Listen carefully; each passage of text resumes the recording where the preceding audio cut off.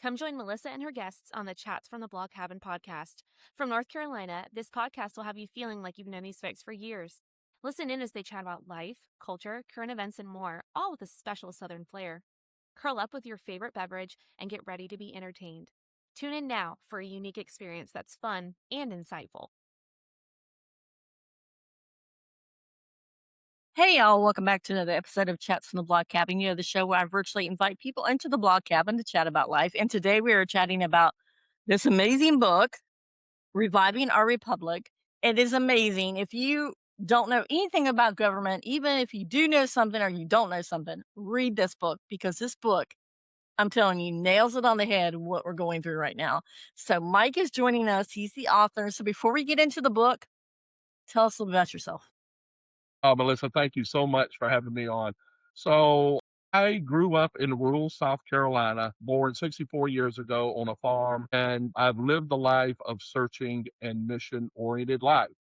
I knew I loved being born here, but I wanted to live somewhere else and explore. So I joined the Navy after I had to drop out of school because I just wasn't ready for school. Joined the Navy, then ended up going to school, USC, and took international studies, learned Russian. I lived in Russia for a summer back in 1990 and saw what was going on there firsthand. And then I ended up meeting somebody and we became partners and we had a business for 20 years doing promotional merchandise. And then after our divorce, I went to preserving houses and running Preservation South Carolina. So all of this life of doing this informed me of what makes a nation work and especially communities work. So I ran for as an independent in Congress in the third district here in South Carolina. And all of that informed me to put this book together because I saw things in America that I think needed to be reminded. And that's where I put together Reviving Our Republic. Yes, and I'm telling you, this book was so well written. I literally could not I'm, like, mind blown the first couple of chapters, and when you talk about George Washington, and because he predicted stuff that is happening now, and how could that be possible when he was, like, in the 1700s and he's predicting what's happening now? Well, the thing is, what's happening now has been happening for millennia in the human condition. And what we have, a lot of people ask me, what does one of the wealthiest plantation owners who owned slaves know anything about today's government? But what people don't remember is America's development and nurturing as it was developing was during the period of the Enlightenment. And these people were some of the best well-read people that ever existed. They had libraries and they studied and they were the best political science and the knowledge of history that anybody that had ever existed in one place, basically. And so with that, also their isolation from Europe that gave them the freedom and the distance to nurture this and to create a nation out of it. And yes, we had to fight for our revolution to take off the British, but we would have never been able to do that if we were connected to Britain. We had an ocean in between us and we were able to do that. So it was a coincidence or rather destiny of geography and timing that led to this. And Washington was the lead guy that helped make this happen. And I think the nation would have never existed without him. I totally agree with that, and it also makes you once you read your book and then you listen to the Hamilton soundtrack or you watch Hamilton, it makes it more apparent why he stepped down. He did it for the good of the nation and not for grabbing power. He wasn't power hungry at all. Well, that's how there was I don't want to say a cult, but a belief in the concept of Cincinnatus. And Cincinnatus was a man in Rome that became a general and went and fought the enemy. I forget which one it was, maybe the Gallic Wars. But then when he was done, he came back to his farm, put up the weapons, and took back to his farm. And that concept was something that they really elevated. And so out of that became the Society of Cincinnatus, to where these type of the ethos of the warrior citizen was elevated. And Washington believed wholeheartedly how important that was. So what made you decide to write the book though? Well, I guess I've been knocking this around for a long time. As I said, I've always been as a citizen, I think it's my responsibility to be involved in serving people. I did it when I joined the Navy. I also ran and on city council and sat on my city council in my little town of Prosperity. So I think those sort of things are important. And as I was watching the degradation of our civic life nationally, how I saw it becoming more vulgar and more like a spectator sport than actual civil service, I've been kicking this concept around for a long time. But what really sparked it was in August of 2015. That year, I was in Washington. I visited Mount Vernon, and I bought Ron Chernow's book, a biography of Washington. And as I was reading that, now Ron Chernow was the one who wrote the biography of Hamilton that Lin-Manuel uh, saw and made his Broadway play out of. So Ron gets around and he does a lot of good things. So as I'm reading the book, I'm also seeing the Republican primary debate, the first one in August. And when I saw what was coming out of that, the noise and how people were talking to each other, this is the first one Donald Trump was on the diocese for. I realized all the things that Washington warned us about had come to pass. And I realized that because we have become such a wealthy, consumptive based society that it was all about consuming drama and trauma and short sighted planning. And I've been working on it ever since. When I decided to run for office in the third district in 2023, when I was going to run in 2024, I started really putting it to sense there. And the subtitle is 95 Theses for a Free Republic. Well, I'm a nerdy historian and I grew up in a Lutheran area. And so I know the history of Martin Luther in 1517 in Wittenberg, who nailed the 95 Theses onto the door in Wittenberg that basically was a list of ideas in a kind of a university debate way of doing it, that here's the thesis we need to discuss, and nailed them on the church for the Catholic Church because of the indulgences. And I said, that one lone man, he knew what happened to John Huss. John Huss was burned at the stake in Prague, but he did it. He was able to risk just his lone monk, and he was able to change Europe. So I thought that was serendipitous. I thought that was something that I think is important to elevate, that concept of the lone citizen wanting to make a difference. And that's why I framed it the way I did in 95 Theses in the book. So I love that. What's the feedback from the book? It's been great. If anybody goes on Amazon a couple times, I'm an independent writer, so getting it promoted has been really difficult. And I just thank those of you out there with your podcast lists like you're doing, having me on, because I really appreciate it. It's helping to get the word out. But if you go on Amazon where the book is, you can see some great reviews.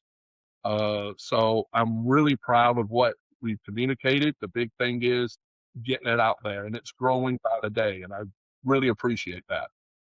Yeah, I love that. And I love the fact that you talked about, I'm just going to read a part of well, I'm not going to read a part of your book because I don't know if that's the part you're going to read. So I don't want to screw that up. Go ahead. I'll have others. Well, it goes back to George Washington. And I want to bring that up again because just this past week, I saw where George W. Bush actually wrote his first Substack about George Washington. So you're in great company with him. Well, he did it for President's Day, right? And Mhm. I just did a video on how troublesome it is to me that we've watered down what President's Day originally was George Washington's birthday and why it was so important to remember what this man did. So let me just give the audience just a few little things of why he was the most important man to come out of the revolution. If you look at the history of revolutions, Russian, French, all the revolutions in the world, Haiti, they almost always devolve into civil war, where the combatants who want to destroy the existing government ends up destroying themselves. Because people who tend to want to tear down do not know how to build. They just know what they don't like. And because of Washington's leadership, he was able to ensure our revolution would last at least 70 years until our inevitable Civil War happened, which I think it was inevitable. You can't have a nation based on individual liberty and have enslaved labor in the same nation without it finally coming to a head. And he forestalled that to give constitutional order a place to breathe and get established. And he did that primarily in something called the Newburgh Conspiracy. And at the Newburgh Conspiracy, he stood there with all his lieutenants. They hadn't been paid, and they were ready to march on Philadelphia and overthrow Congress. And he stopped them from doing it. This was after the war was won. And they were waiting for British to leave New York. The British were still in New York waiting to get on boats and head back to England. And he went in and so shamed his lieutenants that they tore up the paper and didn't do it. And then when he became president, he voluntarily left after 2 years. There's nothing in the Constitution that says the presidency has a 2-year limit. And because of the power of that precedent, we had for almost 150 years nobody breaking that 2 rule until Roosevelt did during World War II. And then they put the constitutional amendment in. So among other things, it's astonishing what he was able to jail with that. And that's why I think it's important we remember him. Yeah, because honestly, like you said, we didn't have it until Roosevelt, and that's when they're like, he's been in way too long, we need to do it. But to see that and to notice that, like, I don't want all this power. Power should not belong to just one person in this country. It should belong to everybody. And to have the forethought of thinking it's not about me, it's about the country, and just kind of stepping down and letting somebody else lead, I think is important. When he resigned his commission in December, so it was like in March or April where the Newburgh Conspiracy happened. In November or December, one of those months, he resigned his commission and went back on his horse by himself to Mount Vernon. When that happened, it is quoted that King George III of England says, if this man gives up power, he will be the greatest man that ever lived. Yep. It was, and he was. He had his flaws and he had his issues, as we all do. But in political science and in forming a republic, thank goodness we had him to help start it. Yeah. We need to take a brief commercial break, but we'll be right back. The threats women face today are unparalleled and even more dangerous than ever before. 1 in 3 women globally has been the victim of an assault. Women are terrified and they are looking for answers. In the book, Street Smart Safety for Women, we draw on our experiences, both personal and professional, to provide those answers. It's by women, for women. Street Smart Safety for Women is available wherever books are sold. And we are back with Mike, and he's going to read part of his book, Reviving Our Republic. Sure. So I'm going to go into the conclusion, really. And just a couple of the paragraphs I just wanted to say. In drafting these theses, my goal has been to initiate a national conversation about the principles and values that should guide us as a republic. Just as Martin Luther's 95 Theses ignited a movement that reshaped the course of history, I hope that this work will serve as a catalyst for a new era of civic engagement and purposeful citizenship. The call to action is not just to implement these theses, but to vigorously debate them. An intentional conversation is the whole purpose of this book. Such dialogue must happen in an open society like ours before any new laws are implemented. This process of debate and discussion is essential to ensuring that any actions taken are well considered, widely supported, and truly beneficial to our nation. And that is so true because, I mean, honestly, when I was reading parts of your book, and I'm going to go back to this part now, it says, talks about Washington, and they're talked about the immigrants and religion. It says their influence led to legislative efforts to restrict the rights of immigrants and limit their political power, agitation of citizenry. Ugh. The Know Nothing Party's rhetoric and policies incited fear and hostility toward immigrants, particularly Catholic. This created social divisions and unrest as propaganda spread false alarms, and they talked about the supposed threat immigrants posed to America values and institutions. And this was back in the 1700s, and now you see that playing out in real life right now. Yeah, this nation has always had an issue when surge of immigrants came in, as any nation does. We exist in the Constitution exists in spite of how human beings normally react. That's what makes it so amazing, is we have this constitutional order that was put together by an oligarchy at the time that put down a law that most people don't tend to want to follow it and has to constantly rein in. One of my favorite stories is when the Scotch Irish. Now, the Scotch Irish, when they came to America, they ended up being one of the leading frontiersmen. When you think of Davy Crockett, Andrew Jackson, all these people, they were all Scotch Irish. They were the heartbeat of what was at the frontier of our nation. But when they first showed up, when they started getting off the boats in Philadelphia, and the Quaker elite saw all these Calvinists dressed in rags coming off the boats, they thought the pagan hordes had showed up.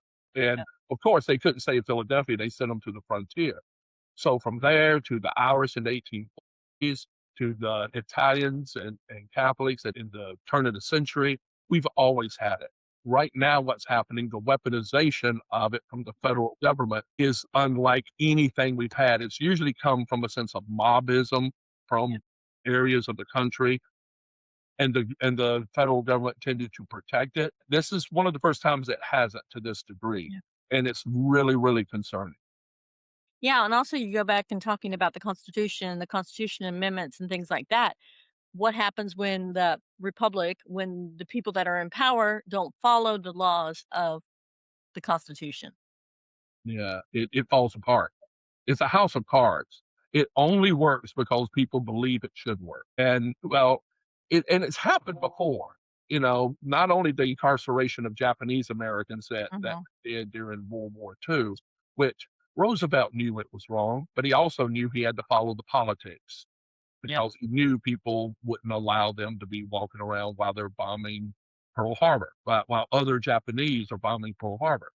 Well, we had that same issue all throughout the nation. And, we with Jackson especially, when he kicked out the Cherokee and all the 5 civilized tribes and sent them to Oklahoma on the Trail of Tears, the Supreme Court said that is illegal, you can't do it.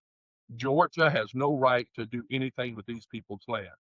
And Jackson's response was, "Where is the Supreme Court's army to stop me?" And Mm. ignored it. It is important to remember one of the first presidential portraits that Donald Trump put in the West Wing was Andrew Jackson's portrait. There's Huh. a reason for that. And Now you made me think. yeah, and Stephen Miller was part of that because they liked the idea. What Jackson represented was a break with the old original order. He was a man of the people, not part of the oligarchy, even though he was a wealthy planter from Tennessee. But he also grew up in a Scotch-Irish settlement. His brother was killed by the British. He was hurt by them, came as a Scotch-Irishman, and he wasn't part of that founding generation. He was the first one. And he saw the presidency as, I am going to represent the people. And he created the machinery for the first real political party we had, which was the Southern version of the Democratic Party. And he created that. And the people who didn't like what he was doing, they are afraid he was going to become a king and do away with constitutional order. And they created the Whig Party, Mm. which was the party in England to go against the king. They created the Whig Party in America as a counter to what Jackson was doing. So one of my concepts of this book here was to have it as a standard that if there was a basis for another party or a caucus to form to Mhm. counter the indulgences of a federal government that's going off the rails, I'm just offering this as an opportunity. So did you think when you were writing this book that it was gonna make the impact that it's making, and it's gonna when you were writing about George Washington and what was going on, that it was gonna be more alive once the book went out in print, that you were seeing it happening in real life? I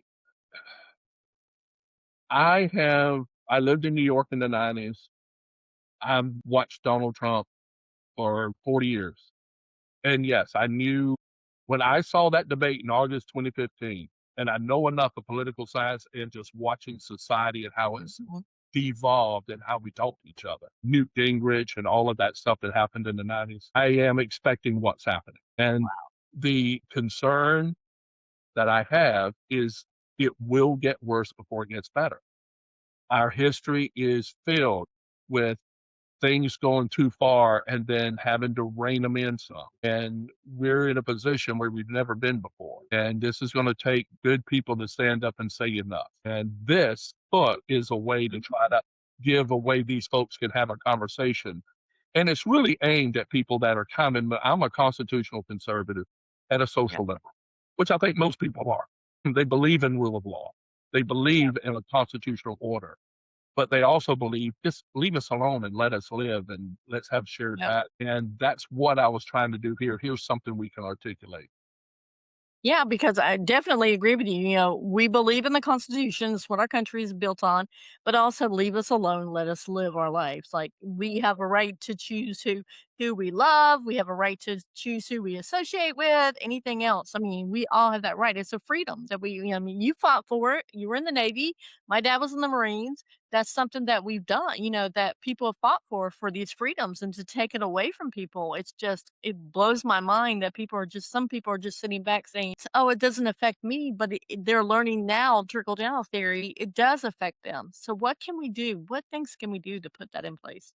Well, here's the thing that we have to remember is how they're able to do it and do these things is to demonize a certain section of the Mhm. nation as un-American. And they've been working on that rhetoric for 40 years. Yep. And so now it's gotten so weaponized that it makes it very easy to do. And honestly, it's not going to be over quickly. It's going to get worse before it gets better. And the only thing that I know that I can do is offer up the book, offer up Yep. the ideas in this, and try to hopefully inspire people in Congress or people to run for Congress to take some of these notions and start implementing the reforms. Out of the 95 theses, I have 40 policy reforms. And to start implementing those and to start weakening.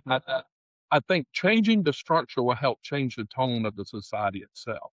We understood the structure of the Articles of Confederation were not enough to hold the Union together. Mhm. It wasn't enough to contain the short-term passions of people that could overcome governments, because that can happen when people get really excitable and create mob rule.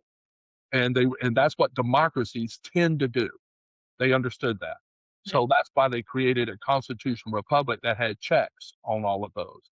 And what we're seeing now are those checks have been eroded through two things: the power of corporatized political party and the demonization of the other part of the country. Yep. And it's a dangerous thing. And we can't diminish how dangerous a time we're living in right now. Yeah, and the people that stand up are the ones that are being called out, are the ones that are choosing not to run again because they don't want to deal with the politics or don't want to deal with the backlash of them actually standing up and having a backbone. Well, that's the thing that's been most concerning to me is how many people are saying, "I'm not running again," because they don't have the character to do what they think is right. They Mhm. can't run unless they win or unless they're in the right club. I could tell you, as horrible as January 6th was to watch, and I can tell you, when I watched January 6th, I knew it was a rehearsal for what was going to be happening potentially in the next several months with the midterms. If this falls through, I could see this happening in state capitals all over the country where they're counting ballots. But as horrible as that was on January 6th, what I saw that was more horrific was how every congressperson, Senate and House, ran away. Can you imagine? Now, here are people that are sending our children and our young people to fight wars and sending the CIA to do all this stuff all over the country and putting money on this stuff. And they can't stand at their desk and just do not leave their duty station. They ran into basement. What would have happened? This was one of the big turning points that we could have had. Imagine what would have happened on camera if those people came in and started attacking Congress people in the House. I think this thing would have been deflated immediately. And there would have been no rewriting of history. That's right. And cowards. And I will say, and when I ran for Congress, I told them, I promised everybody, I can promise if that happened to me, I will not leave my desk, because that's what we're supposed to be doing. But unfortunately, that's the level of leadership we have in this country. So let's talk about the level of leadership, because one of the things that you mentioned in the book, and also you mentioned, I've heard mentioned multiple times as well, is term limits, because they're career politicians that are getting money from lobbyists and all this other stuff. So they're like, I'm not going to leave because this is my bread and butter. I may not agree, this is not what my people voted me in for, but hey, if a company is willing to give me $1 million to vote for this bill, or $100,000, I'm going to vote for this bill, and I'm not going to worry about my constituents at all. So let's talk about career politics. Bill, it's fascinating, because if only they were that open and honest about it with themselves. They're convinced they're staying here so they can make sure they get with the constituents. So, a lot of people, one of my people I really admire was George Will. He was a conservative talk show guy. He always says, well, we don't need term limits because people can vote them out. Well, that sounds good in theory, but what happens when people they understood this, and Washington understood this for the presidency. The power someone can have can attract an unnatural elevation of themselves against the will of the people, who can be manipulated on short-term issues in fear. And they understood that, and Washington understood it. But we have to remember, when they did that, and they were concerned with the presidency, we were a nation of not even 4 million people. I mean, we got more than that in South Carolina now.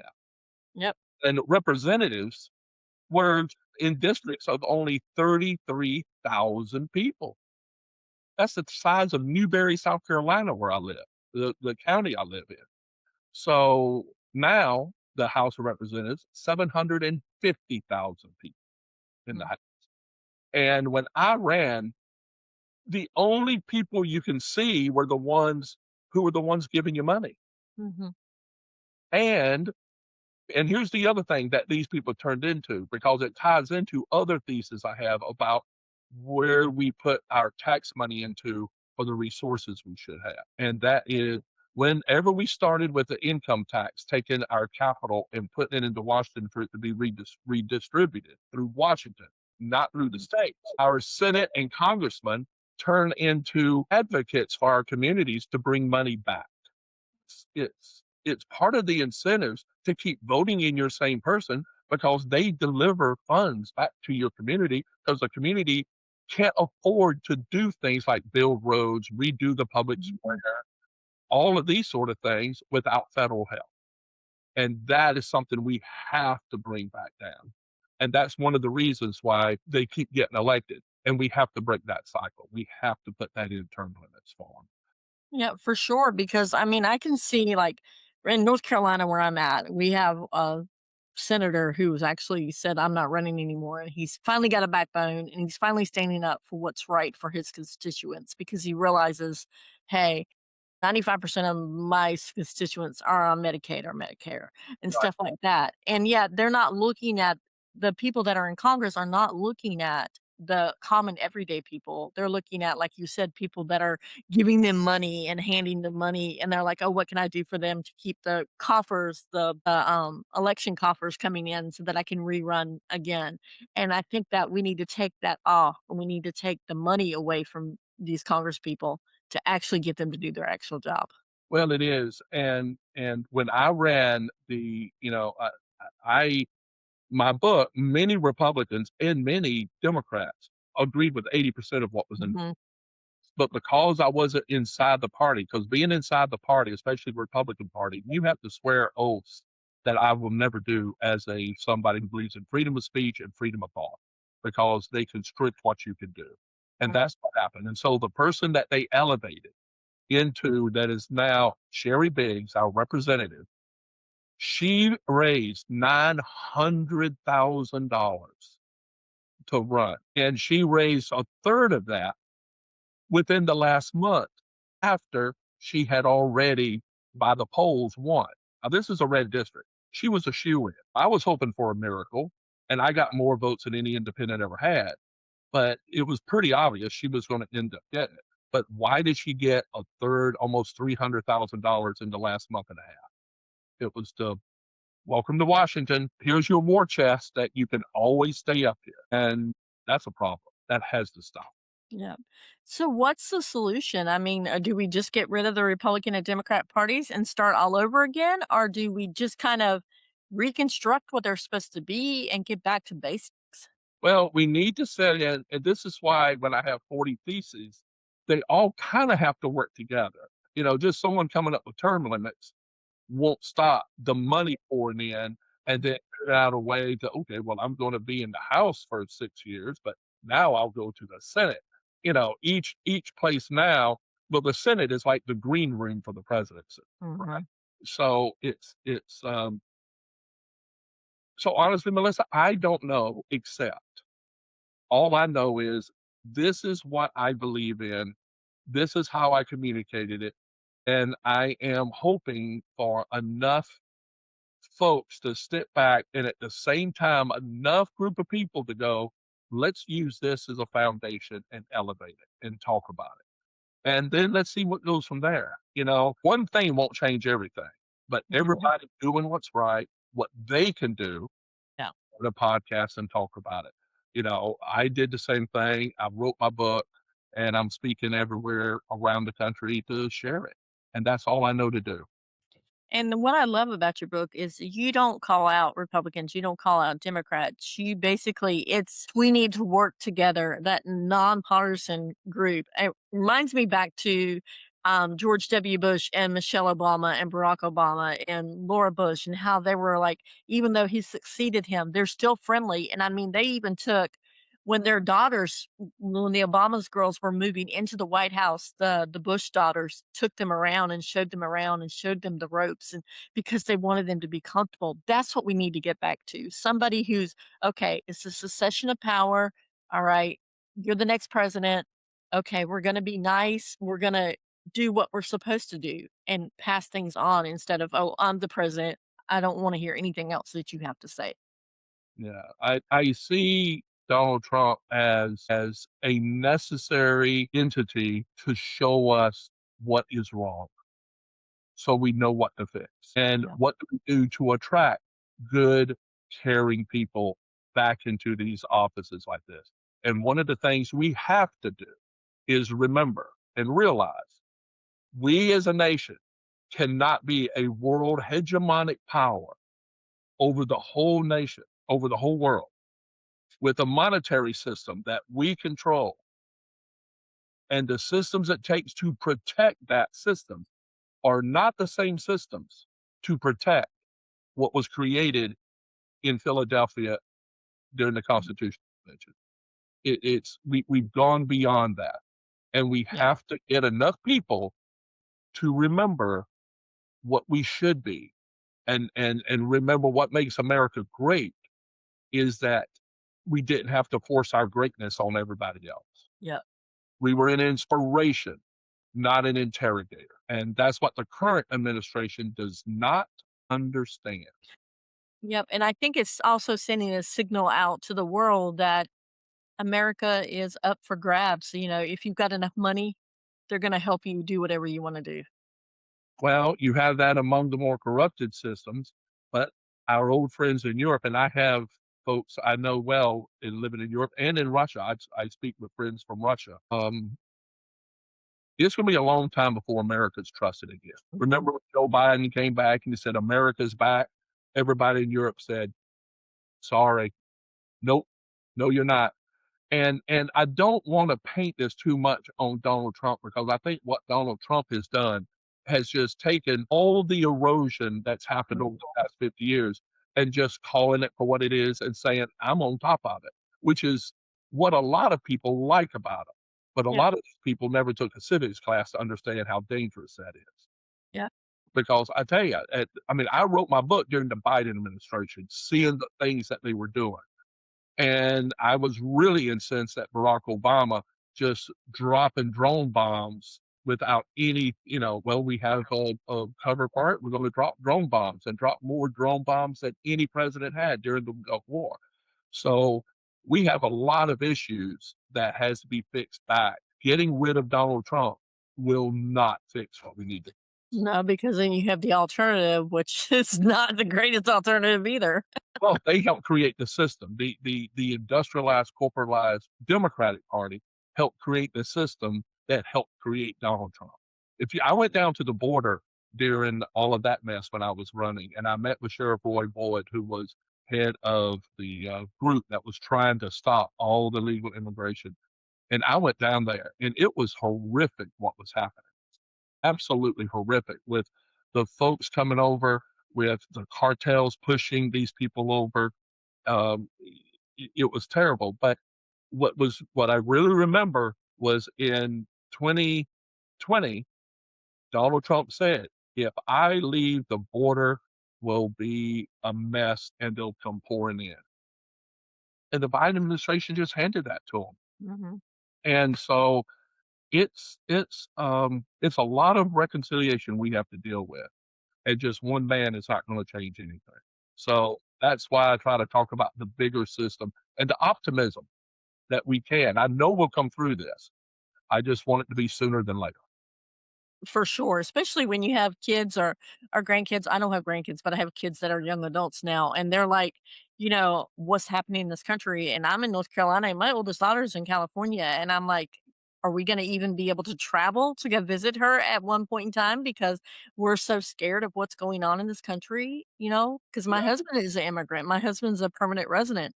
He's from Mexico, but we've been together 32 years. I mean, he's not causing me. He's probably the hardest working man I've ever known besides my dad. So the demonizing of that one specific set, you can take that set. Yes, there are drug dealers, but where have you seen right now where people are the cartel members where they've arrested them?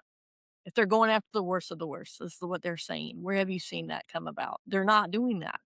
They're going after whoever they can because they created quotas for getting these people out. My wife teaches English as a second language, and her classrooms are filled with these little Hispanic children from Mexico, Guatemala. And I tell you, they're the best students in the school. They're little angels.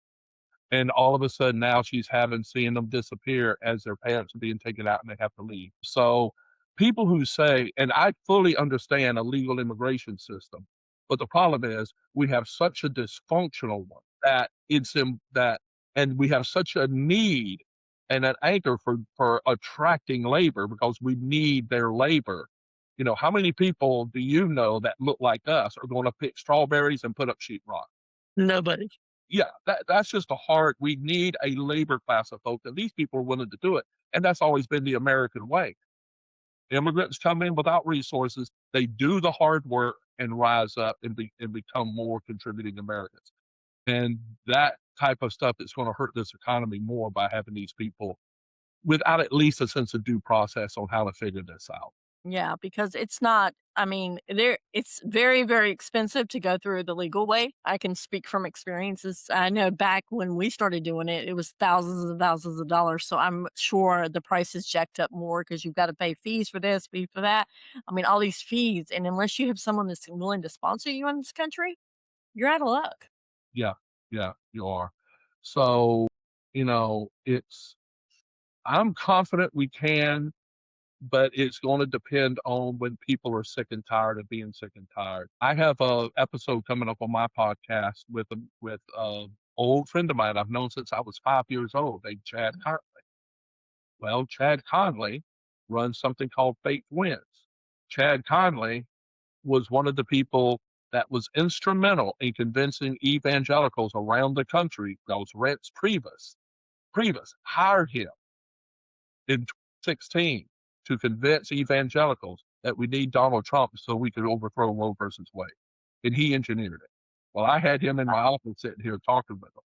And to see, and Chad is an amazing guy, but he is in that zone of only seeing these things Oh, in a way that I have to challenge him on the interview I did with him. We're so siloed in so many different things, and truly good people just truly don't see the information, and it makes it harder when the other information is so demonized as corrupted. yep. That's the problem. So, this isn't a cul-de-sac of no solutions. There is solutions to it, and it means folks like us do the best we can, spread it, and stand the line. That's what we do. So, what are some solutions that we can do besides you talked about term limits? You talked about not demonizing a certain sect of population. What else can we do? Legally, here's one of the most important that a lot of people, and that is, since I'm a constitutional conservative and an originalist on how it should be interpreted, I saw Citizens United decision as actually decided correctly. Even though I know it's a bad way to do it, it was decided correctly because textualists look at the law and see personhood had been applied to corporations so corporations can do what they do as people. Trust, I don't know if you do. My father had a trust and stuff. I mean, those things are there. So instead of everybody hooping and hollering how we need to overthrow the Supreme Court and they've gone corrupted, just say, okay, is that the rule? Is that what you're saying? So what we do is we need to go back to the Constitution and do an amendment to differentiate between artificial personas and natural persons. And I believe that will fix 80% of the problem. And then we make the only natural persons can give any resources to a candidate. But not only that, only natural persons that can vote for a candidate can give resources to a candidate. That might take a constitutional amendment, but I think that will do a lot because we have colonization of outside forces coming into communities and affecting what communities have choices for. Just like when Sherry was running, I mean, half of all her money she had coming in came from outside of South Carolina, had nothing to do with what South Carolinians wanted. Hmm, that's interesting. And I want to bring up something that's in the news right now, and that's the SAVE Act, the Voter ID Act, basically, is what it is. So let's talk about that because that one has really got me upset. Being a mom of 3 girls, and if this is a party that's talking about family values and women are supposed to take their husband's last name, then why are they trying to erase women from voting? Well, how it's going to be interpreted, I don't know. I'm just taking a 36,000 foot view. And I had this discussion with Chad. We are a federal government. We are a constitutional republic where the power is federalized throughout the states. And one of the responsibilities was states take care of the voting rules. Mhm. And what this is a nationalization of our voting system. And so they're couching it in, well, shouldn't it have IDs? Why shouldn't we have IDs? Anybody who doesn't want IDs wants illegal voting, which is an absurd argument because it just doesn't see the nuance of everything. But that is the bigger issue to me. It should be broken up into states as the Constitution says. And that's all it is. If a state says we want an ID, the state has a right to do that. But for the federal government to do it is really dangerous, especially this one who has politicized it to where we only want Republicans to win, which is obvious what they want to do, We do. you know? So it's dangerous and it just needs, yeah. Yeah, I don't know how many legislative letters I've written about that because I'm like, if you're for family values, then why are you talking about women? If your birth certificate and your ID, driver's license is not the same, your name's not the same, why are you trying to take it away from us if you're wanting women or families to be part, everything to be coherent as a family? Because didn't they run on they want more people to have more babies? Yes, they do. But I will say this, it's more just symbolism over substance. They treat everything down to a bumper sticker and empower all of that. The thing that's most concerning is how many people just follow it no matter what. I mean, the same people who scream, we need to get rid of the swamp. We need to stop these foreign wars. I mean, I think this presidency has created a militarized swamp, replaced the swamps, and it was a swamp. I will say that. But all he did was take out the old gators and put in their own and give them badges, Yep. and yeah, so that's the issue. We have to diminish that. Yeah.